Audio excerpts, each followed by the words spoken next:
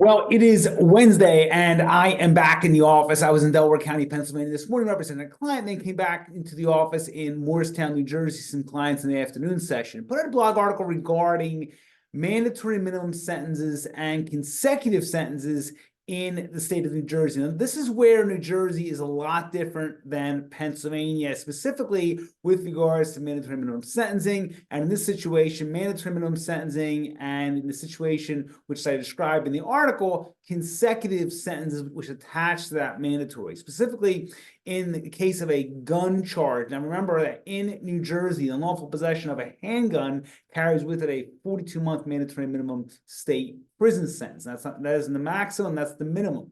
But in the course of committing that crime, if a person is charged and convicted of, say, a drug crime, a drug felony crime like possession with intent to deliver or distribute or dispense illegal drugs or narcotics, that sentence will be required to be served consecutively.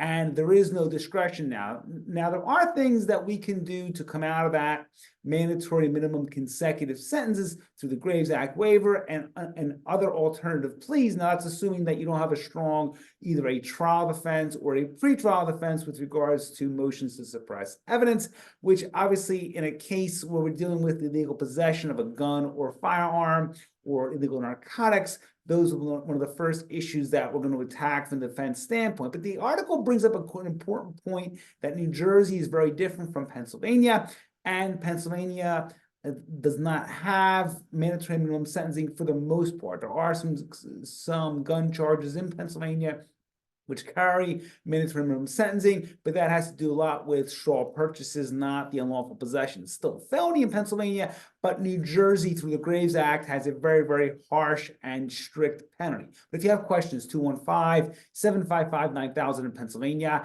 856-793-7429 in New Jersey, 24 hours a day, 7 days a week. The website, gambleunload.com. As always, a tremendous resource for you and your family. All my books, my blogs, and videos are available there. In addition, I'm going to link in our monthly newsletter, which goes out to all of our clients and our families and our colleagues. And it's very informative because it rounds together all of our latest content, which goes out for a weekly e-update in addition to our videos. We want you to be an educated client because we believe that an educated client is the best possible position to receive a great result in the case. So once again, if you have questions, 215-755-9000 in Pennsylvania, 856-793-7429 in New Jersey, the website, gambleunload.com. Have a great Wednesday, and I'll talk to you all very soon.